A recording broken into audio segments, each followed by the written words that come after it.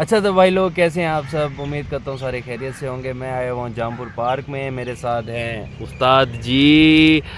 और आज हम उस्ताद जी से कुछ सवालात करेंगे क्योंकि मिस्टर ओलंपिया का कंपटीशन आने वाला है, तो उससे रिलेटेड कुछ सवाल करेंगे उस्ताद से। देखें उस्ताद क्या कहते हैं, उनके व्यूज़ क्या है कि कौन जीतेगा, कौन स्ट्रॉन्ग है और वो क्या कहना चाहते हैं इसके बारे में। चलें शुरू करते हैं। हाँ जी उस्ताद जी, की हाल ने तुहाडे? हैं ठीक हो ना? वालेकुम अस्सलाम फैज़ साहब, मैं बिल्कुल ठीक। आप सुनाएं, आप कैसे हैं? अल्हम्दुलिल्लाह फिटफाट। उस्ताद जी सुनाएं, मिस्टर ओलंपिया का कंपटीशन आ रहा है भाईजान। बिल्कुल बिल्कुल मिस्टर ओलंपिया की आमद है और बहुत ही एक्साइटमेंट है और बहुत ही ज़बरदस्त कंपटीशन शायद इनको देखने को मिलने वाला है इंशाल्लाह इस बार। अच्छा बहुत टफ कंपटीशन होगा। तो उस्ताद जी क्या कहते हैं कि कौन स्ट्रॉन्ग है इस दफ़ा कंपटीशन में? पहले चले अब उसकी मेन की बात हो जाए कि भाई मिस्टर ओलंपिया जी, ओपन क्लास की बात करते हैं कि भाई उसमें क्या कौन जीतेगा, कौन स्ट्रॉन्ग है?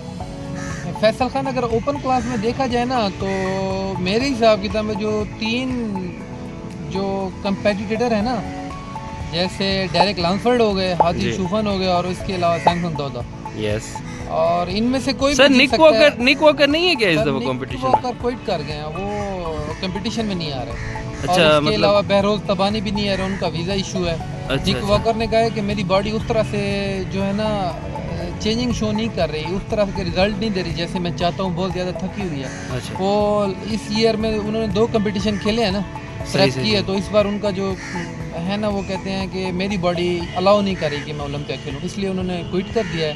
सही इसके अलावा जो मेन कंपटीशन है ना फैसल खान, वो है हादी शूफन में और डेरेक लांसफर्ड में। सही सर। जैसे कि आपको पता है कि लास्ट ईयर के जो चैम्पियन है वो डेरेक लांसफर्ड है। उससे पहले 2022 में हादी शूफन हादी जीते थे। चुपा ये बिल्कुल दोनों बेशक ही वही जीते थे ओलंपियंस हैं, जी। ओलंपिया चैंप भी हैं। अब डिपेंड ये करता है कि जजेस देखना क्या चाहते हैं। अगर हम बैक पोजेस में देखें तो मेरे ख्याल में डेरेक को कोई हरा ही नहीं सकता दौरे हाजिर में। सही उनकी बैक की मसल सेपरेशन, उनकी बैक की वेट, जी। और फिर नीचे आ जाए तो उनके ग्लूट्स ओए होए और हैमस्ट्रिंग। मैं कहता हूँ बैक में तो इस वक्त दौरे हाजिर में उनको कोई कम्पीट कर ही नहीं सकता। सही। फिर उसके बाद फ्रंट। अच्छा सर, ये मैंने जहाँ तक पिछले कंपटीशन में देखा था 2023 के, उसमें मुझे हादी चुपान थोड़ा ज़्यादा लीन लगा था डायरेक्ट से, ऐसे था या नहीं था? ये फैसल खान, ये डिपेंड करता है कि जजेस पे, जजेस देखना क्या चाहते हैं। अच्छा आइए समझ, ये जो लास्ट ईयर का कंपटीशन है किसी तरफ कहीं भी जा सकता था। सही। अगर आप लीननेस पे देखा जाए, मसल सेपरेशन पे देखा जाए, तो फिर मेरे ख्याल में हादी उनसे बहुत बहुत आगे थे। लेकिन अगर फिर बैक मसल्स देखे जाएं और आप हैमस्ट्रिंग और ग्लूट्स देखें तो वहाँ से जीत रहे थे डेरेक लांसफर्ड। सही। लेकिन फ्रंट पोजिशन में वो इंतहाई सॉफ्ट थे अच्छा हादी के मुकाबले में। सही सही ऐसे नहीं था कि हादी की बैक डेरेक के बिल्कुल उनको मैच नहीं करती है। सही। अगर मैं अपने पॉइंट ऑफ व्यू दूं तो लास्ट ईयर में हादी उनसे बेहतर था, क्योंकि जो उनकी कंडीशन थी और उनका जो लीन मसल था ना, ओए होए, उसके साथ तो कुछ मैच ही नहीं कर सकता। सही। इस बार भी ऐसा ही है। इस बार उम्मीद काफ़ी है कि डायरेक्ट ज़रा ज़्यादा मसल सेपरेशन में आएंगे।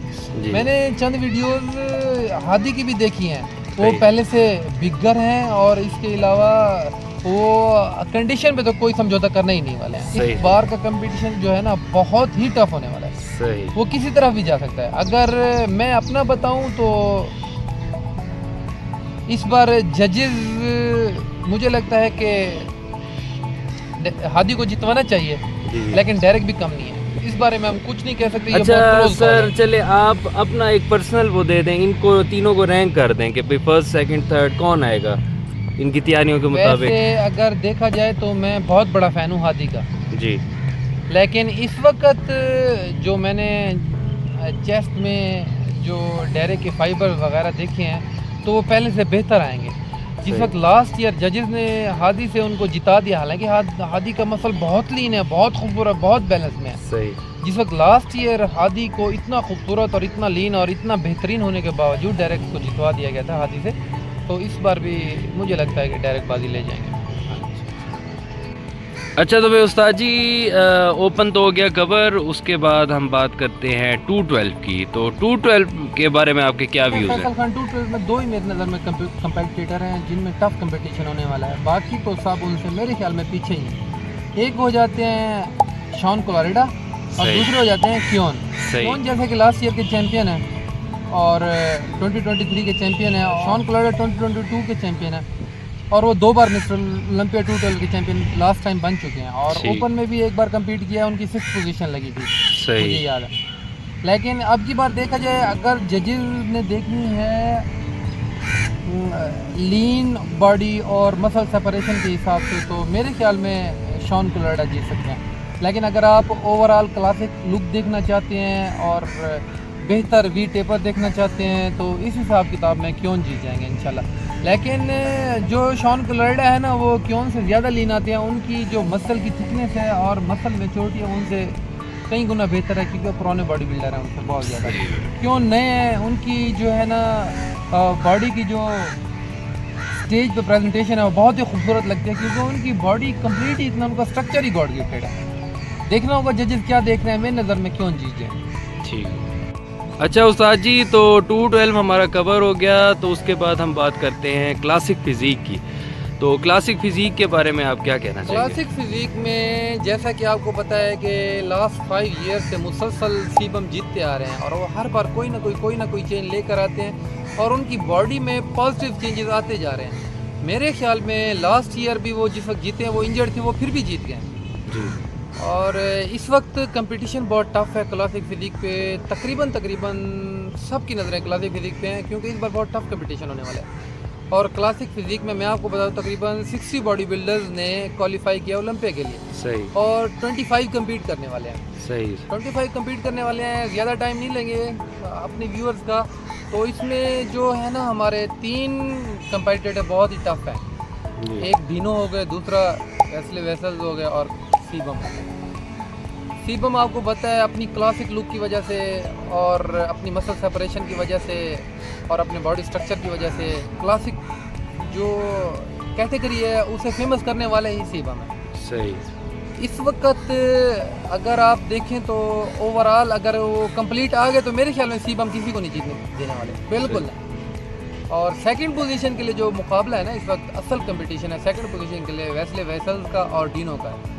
डीनो जैसा कि आपको पता है कि कुछ मंथ पहले क्लासिक आर्नल्ड क्लासिक में डीनो हार रहे हैं वेस्ले वेसल्स से। बिल्कुल आर्नल्ड क्लासिक हारे हैं इस साल का आर्नल्ड क्लासिक। बिल्कुल वो हारे हैं और वो एक तरह का कंप्लीट अपसेट था जो हमारे व्यूअर्स वो बिल्कुल ऐसा एक्सपेक्ट नहीं कर रहे। आर्नल्ड क्लासिक में थोड़ा सा आउट ऑफ फॉर्म ही है, ज़रा वो मसल सेपरेशन नहीं, वो शार्पनेस नहीं नज़र आई डीनो की। देखना ये होगा कि वो इस बार किस तरह अपनी आप को अपनी बॉडी को लेकर आते हैं। तो मुझे ये लगता है कि मतलब आपने फर्स्ट पोजीशन क्रिस बम्स्टेड को दे दी है। बिल्कुल फर्स्ट पे सीबम आने वाले तो फिर सेकंड पोजीशन पे वेस्ले वेसल्स आने वाले हैं और डीनो थर्ड पोजीशन पे है। अच्छा, डीनो की थर्ड पोजीशन। वेसल्स ने बहुत सारी इंप्रूवमेंट किया, बहुत सारी चेंजेस किए। मतलब आप कह चाहते हैं कि रेमन डीनो का जो मिस्टर ओलंपिया बनने का ख्वाब था वो ख्वाब ही रह जाएगा? वो इस वक्त तो मुझे नहीं नज़र आ रहा। हाँ, एक और बात, अगर वेस्ले वेसल्स अपने ग्लूट्स हैमस्ट्रिंग में अगर चेंजिंग कर लेते हैं और वो सीबम की तरह कंप्लीट कर देते हैं तो मेरे ख्याल में क्लासिक जो कैटेगरी है उसमें आने वाले कल में सीबम को भी हरा देंगे और वेस्ले वेसल्स ही चैंपियन होंगे। ठीक है सर।